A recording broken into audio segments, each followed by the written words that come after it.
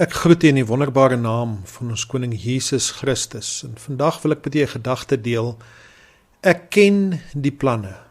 Ons lees in Jeremia 29 vers 11, want ek weet watter gedagtes ek aangaande julle koester, spreek die Here. Gedagtes van vrede, nie van onheil nie, om julle 'n hoopvolle toekoms te gee. Hierdie is seker naas Psalm 23, een van die verse in die Bybel wat die meeste aangehaal word of gebruik word, op Facebook, op Instagram, op WhatsApp en so meer. Dit word in kerke aangebring vir almal om te sien, selfs op Bybelsakke, notaboeke, plakate en nog baie meer. En tog beteken hierdie vers nie dat die Here almal van ons die onheil sal spaar en om vir ons 'n hoopvolle toekoms te gee nie. Dit is nie 'n belofte vir elke persoon daar buite nie. Nee, hierdie vers is vir die kinders van Israel geskryf en kan ook toegepas word op diegene wat in die God van Israel glo. 'n Mens lees baie keer net Jeremia 29:11 en dan stop ons daar. En wat van verse 12 en 13, wat eintlik vers 11 kwalifiseer? Jeremia 29:12 en 13 lees: Dan sal julle my aanroep en heen gaan en tot my bid, en ek sal na julle luister. En julle sal my soek en vind, as julle na my vra met julle hele hart.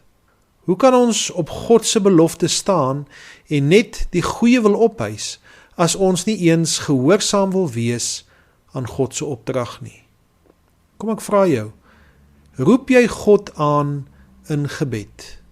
Soek jy 'n noue verhouding met God? Lees jy jou Bybel? Vra jy na hom met jou hele hart? Lukas 11 vers 10 lees ons: Want elkeen wat bid ontvang, en hy wat soek vind, en vir hom wat klop sal oopgemaak word. As jy die Here soek, sal jy hom vind, maar as jy nie die moeite doen en net probeer staan op sy beloftes, is dit soos iemand wat betaal wil word, maar nie bereid is om een enkele minuut vir daardie geld te arbei nie.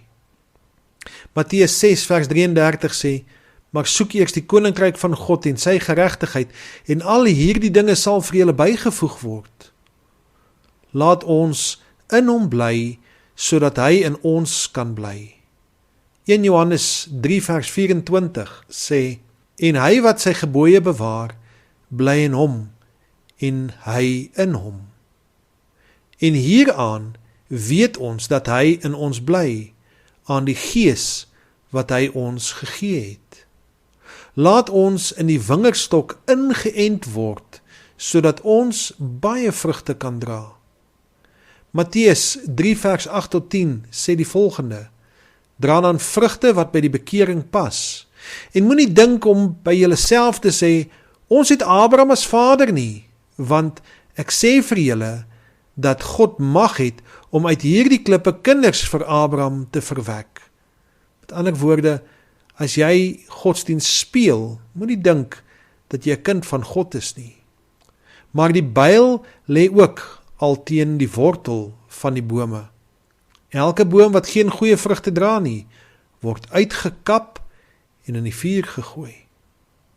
Laat ons voortdurend God se aangesig soek, sy heilige teenwoordigheid soek, en dan mag ons met vrymoedigheid die seën van die Here ontvang, soos hy dit vir ons beloof in Jeremia 29 vers 11. Want ek weet wat ek gedagtes ek aangaande julle koester, spreek die Here. Gedagtes van vrede, nie van onheil nie, om julle 'n hoopvolle toekoms te gee.